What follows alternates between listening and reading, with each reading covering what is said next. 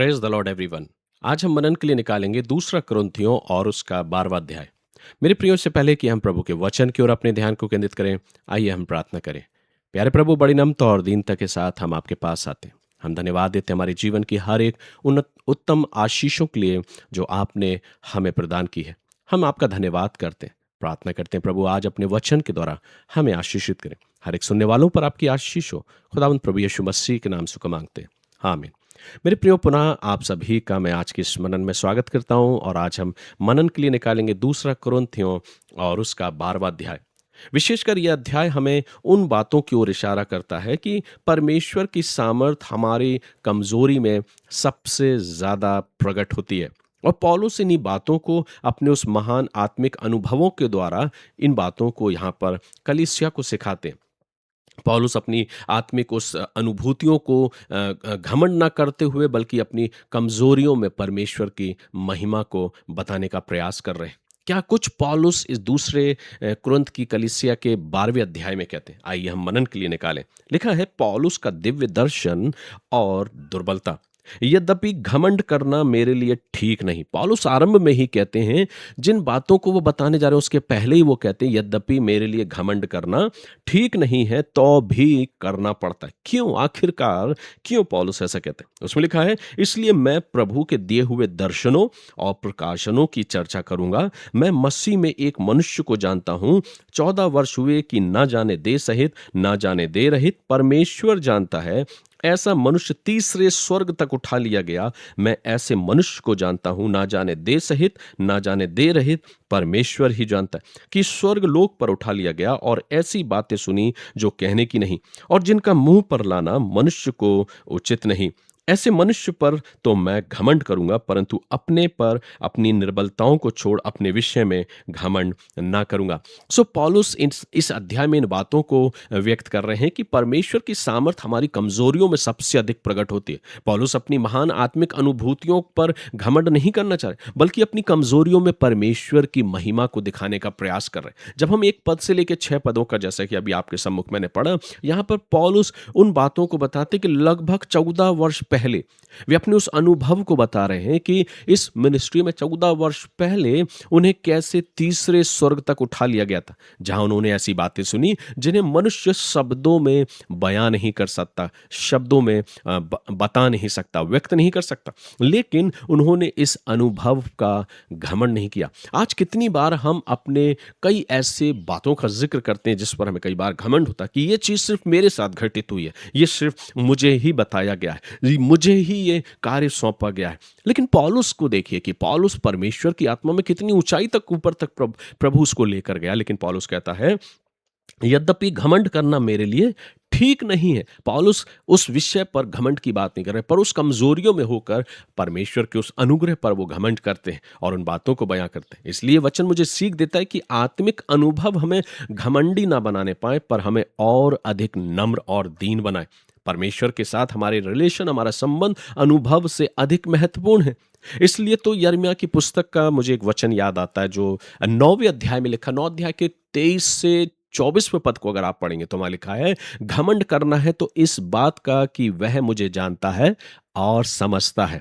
आज कितने लोग हैं जो इस सोचते हैं कि कौन मुझे जान रहा है, कौन मुझे समझ रहा है, फिर हम दुखित होते हैं, शोकित होते हैं। लेकिन यिर्मयाह अपनी पुस्तक में इन बातों को कहता है कि घमंड अगर करना है तो इस बात में करना कि वह मुझे जानता है, वह मुझे समझता है। पौलुस अपने अंदर के जीवन के उस घमंड को बयां नहीं कर रहा, पर परमेश्वर के साथ उस अनुभूति को, उस अनुभव को बयां कर रहा है जो उसने 14 वर्ष पहले अपने जीवन में देखा। पौलुस 7वें पद से आगे लिखते हैं और जब हम पढ़ते हैं तो लिखा 6वें पद से, क्योंकि यदि मैं घमंड करना चाहूं भी तो मूर्ख ना होऊंगा, क्योंकि सच बोलूंगा तो अभी रुक जाता हूं। ऐसा ना हो कि जैसा कोई मुझे देखता है या मुझसे सुनता है मुझे उससे बढ़कर समझे, इसलिए कि मैं प्रकाशनों की बहुतायत से फूल ना जाऊं। मेरे शरीर में एक कांटा चुभाया गया, अर्थात शैतान का एक दूत, कि मुझे घूंसे मारे ताकि मैं फूल ना जाऊं।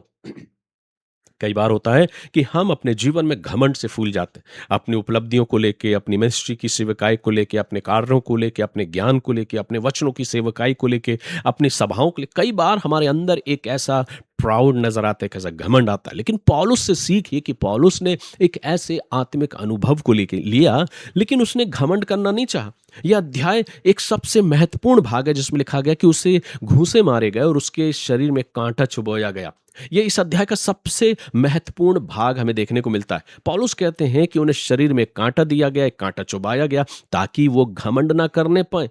बाइबल ये स्पष्ट नहीं बताती कि आखिरकार वह कांटा क्या, लेकिन सिर्फ इतना हम जानते हैं कि उसे एक कांटा चुभोया गया, यानी कि उसे पीड़ा दी गई। कुछ लोग हो सकता है इसे बीमारी से जोड़ सकते हैं, कुछ एक विरोध से जोड़ सकते हैं, या कुछ अलग कठिन कठिन बातों से जोड़ सकते हैं। लेकिन हम इतना जानते हैं कि पौलुस कहते हैं कि जब उनके मन में ऐसा मन फूल ना जाए तो उन्हें घूंसे मारे गए और उन्हें एक कांटा चुभोया गया। पौलुस ने 3 बार प्रार्थना की कि प्रभु इसे हटा दे, इसे हटा दे। लेकिन प्रभु ने उत्तर क्या दिया? प्रभु ने कहा, मेरा अनुग्रह तेरे लिए बहुत है, क्योंकि मेरी सामर्थ निर्बलता में सिद्ध होती है। पौलुस अपने उस अनुभव को बताते हो, कहते ताकि मैं फूल ना जाऊं, इसके विषय में मैंने प्रभु से 3 बार विनती की कि मुझसे यह दूर हो जाए। पर उसने मुझसे कहा, मेरा अनुग्रह तेरे लिए बहुत है, क्योंकि मेरी सामर्थ निर्बलता में सिद्ध होती है। इसलिए मैं बड़े आनंद से अपनी निर्बलताओं पर घमंड करूंगा कि मसीह की सामर्थ मुझ पर छाया करती रहे। आखिरकार इस बात का अर्थ क्या है? कई बार हम अपनी उपलब्धियों पर घमंड करते हैं, अपने प्रोग्रेस पर घमंड करते हैं, अपनी तमाम प्रकार के सेवकाई की क्षेत्र में उपलब्धियों पर घमंड करते हैं। लेकिन पौलुस से सीखिए, पौलुस अपनी निर्बलताओं पर घमंड कर रहा है। वो आनंदित है, वो खुश है, वो बयां कर रहा है अपने अनुभवों को कि मसीह के लिए उसने क्या कुछ नहीं सहा। और इसलिए वो कहता है कि मैं घमंड करता हूं अपनी निर्बलताओं पर। क्यों? क्योंकि जब मैं निर्बल होता हूं तभी तो मुझ पर प्रभु की सामर्थ प्रकट होती है और मुझ पर छाया करती है। आज मेरे लिए आवश्यक क्या? तमाम कलीसिया विश्वासी लोग सिर्फ प्रभु की उस अनुग्रह और उस आशीष और उपलब्धियों की बात करते हैं। हर जगह हम यही सुनाई पड़ता है, प्रोग्रेस, उपलब्धि। लेकिन कोई मसीह के दुख के बारे में या मसीह के लिए दुख उठाने के विषय में कोई इस विषय पर बात नहीं। पौलुस उन बातों को करता है। पौलुस कहता है, मैं अपनी उन निर्बलताओं पर घमंड करता हूं, क्योंकि जब मैं निर्बल होता हूं तब मसीह की सामर्थ मुझ पर छाया करती। प्रभु ने भी उससे कहा, प्रभु ने कहा कि मेरा अनुग्रह तेरे लिए बहुत है, क्योंकि मेरी सामर्थ निर्बलता में सिद्ध होती है। इसलिए आज आवश्यक क्या है कि हम प्रभु की सामर्थ, प्रभु के अनुग्रह, प्रभु की छाया को अपने जीवन में देखना चाहते हैं। तो किसी भी प्रकार के दुख और पीड़ाओं से हमें घबराने की आवश्यकता नहीं, क्योंकि ऐसे वक्त में प्रभु की सामर्थ हमारे ऊपर और अधिक प्रबल रीति से होती है। लेकिन प्रभु यह चाहता है कि हम किसी बात में घमंड ना करें, क्योंकि प्रभु हर एक के जीवन को जांचता है। आगे लिखा है, इस कारण मैं मसीह के लिए निर्बलताओं में और निंदाओं में और दरिद्रता में और उपद्रवों में और संकटों में प्रसन्न हूं, क्योंकि मैं जब निर्बल होता हूं तभी बलवंत होता हूं। आज कोई निर्बल होना नहीं चाहता। कोई आज अपने जीवन में उपद्रवों को अपने जीवन में देखना नहीं चाहता। कोई संकटों से प्रसन्न होना नहीं चाहता। कोई निंदा को सुनना नहीं चाहता। कोई दरिद्र रहना नहीं चाहता, क्योंकि चारों तरफ प्रसन्नता का और आनंद का और उपलब्धियों का समाचार दिया जा रहा है। लेकिन पौलुस तो इसके विपरीत बात कर रहे हैं। पौलुस कह रहा है कि मैं आनंद करता हूं और आनंद मनाता हूं, क्योंकि जब मैं निर्बल होता हूं तभी बलवंत होता हूं। मैं मूर्ख तो बना, परंतु तुम ही ने मुझे यह करने के लिए विवश किया। तुम्हें तो मेरी प्रशंसा करनी चाहिए थी, क्योंकि यद्यपि मैं कुछ भी नहीं तो भी उन बड़े से बड़े प्रेरितों से किसी बात से कम नहीं हूं। प्रेरित के लक्षण भी तुम्हारे बीच सब प्रकार के धीरज सहित चिन्हों और अद्भुत कामों और सामर्थ के कामों से दिखाए गए।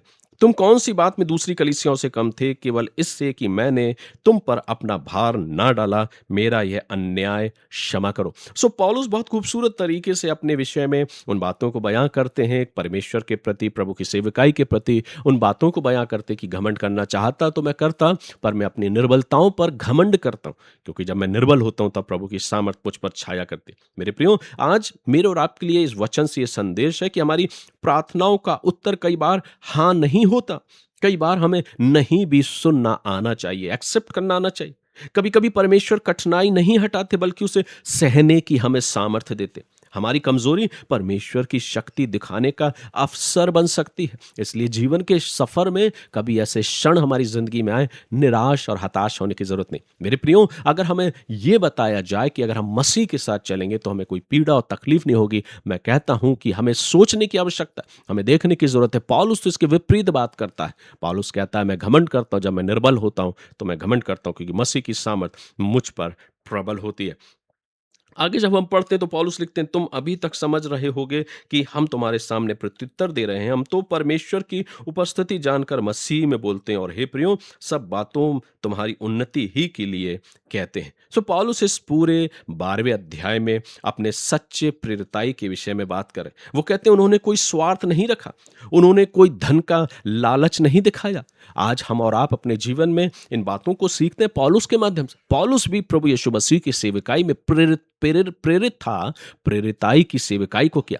मैं धन्य मानता हूं ऐसे एक सेवक को जो परमेश्वर की सेवकाई में अगर बिना किसी लोभ और लालच के साथ, बिना किसी पर डिपेंड होकर अगर अपनी सेवकाई को कर रहा है, परमेश्वर अब उसकी हर जरूरतों को अपने स्वर्ग के भंडार से पूरा करता है। इसलिए पौलुस ने भी कभी कलीसिया से डिमांड नहीं की, कभी कलीसिया पर भार नहीं बना, कभी कलीसिया को इस बात के लिए नहीं कहा कि तुम मेरे लिए कुछ दो। और पौलुस इन बातों को कहते भी और बताते हैं कि मैंने कोई स्वार्थ नहीं रखा, ना मैंने किसी प्रकार का धन का लालच दिखाया कि तुम मुझे धन दो, ना ही किसी का शोषण किया है, पर प्रेम से सबकी सेवा की। क्या ही खूबसूरत वो सेवक होगा मेरे प्रियो, जो बिना किसी लोभ और लालच के, बिना किसी धन के, बिना किसी लोभ और लालच के परमेश्वर की सेवकाई को करे। क्योंकि मैं इतना जानता हूं कि उसकी भरपूरी स्वर्ग के परमेश्वर से होती है। क्योंकि इंसान और इंसान के वजूद बदल सकते हैं, इंसान की मानसिकता तब्दील हो सकती है, इंसान के हाथ रुक सकते हैं, लेकिन आसमान के खुदा का हाथ आपके लिए, अगर आप वास्तव में खुदा की सेवकाई में विश्वास योग्यता के साथ करें, तो वो आसमान का खुदा आपकी हर एक जरूरतों को अपने स्वर्गिक भंडार से पूरा करता है। इसलिए मेरे प्रियो, पौलुस ने भी अपने जीवन में महत्वपूर्ण कलीसिया के द्वारा दिए गए दान पर नहीं, पर परमेश्वर के द्वारा दी गई उस अनुग्रह, उस आशीष में अपनी सेवा को उसने प्रेम के साथ किया। और इसलिए मेरे प्रियो, एक सच्चा सेवक वो होता है जो लेने वाला नहीं पर देने वाला होता है। एक सच्चा सेवक वो होता है जो देना जानता है, लेना नहीं। और इसलिए सेवा का उद्देश्य सिर्फ लोगों को मसीह के पास लाना है, स्वयं के पास नहीं। अक्सर हम ये देखते हैं कि कई बार लोग मसीह के पास कम, अपने पास ज्यादा लाना चाहते हैं। लेकिन आज ये मेरे और आपके लिए एक चुनौती है, आज आवश्यक है हर एक सेवक के लिए और हमारे और आपके लिए मेरे प्रियो, कि क्या आज हम अपनी सेवकाई और अपनी मिनिस्ट्री को सिर्फ और सिर्फ क्या लेने वाले बन रहे, या हमने देने का भी कुछ प्रयास किया है? हमारा उद्देश्य क्या है कि हम मसीह के पास लेकर आए या हम स्वयं के पास लेकर आए? मरकुस का सुसमाचार मुझे स्मरण आता, 10वां अध्याय 45वें पद में प्रभु यीशु मसीह कहते हैं कि यीशु सेवा कराने नहीं बल्कि सेवा करने आए हैं। आज पौलुस की चिंता यह है और पौलुस का डर यह है, जैसा 11वें अध्याय में उन्होंने बताया, पौलुस को डर यह था कि जब वे फिर आएंगे तो कहीं कलीसिया में ये बातें ना मिले। और वे बातें क्या? झगड़े, ईर्ष्या, क्रोध, जलन, फूट, चुगली, अनैतिकता, पश्चाताप ना करना, व्यभिचार, इन तमाम अनैतिक कार्यों से पौलुस कलीसिया को बचाना चाहते हैं। और वो चाहते हैं कि एक विश्वासी विश्वास योग्यता के साथ अपने जीवन को व्यतीत करे। इसलिए मेरे प्रियो, पौलुस यहाँ अपने जीवन के बारे में, अपनी उस कमजोरियों के बारे में घमंड कर, कौन है जो अपनी कमजोरियों के बारे में घमंड करे? लेकिन पौलुस है जो अपने दुख में अपनी पीड़ाओं को बयान नहीं करता पर घमंड करता है। वो कहता है कि मैं घमंड करता हूं क्योंकि जब मैं निर्बल होता हूं तब मसीह की सामर्थ मुझ पर छाया करती।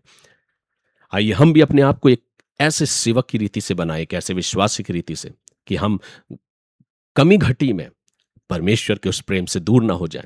हम एक ऐसे सेवक बने जो अपने पास लोगों को नहीं पर मसीह के पास लाने वाले बने।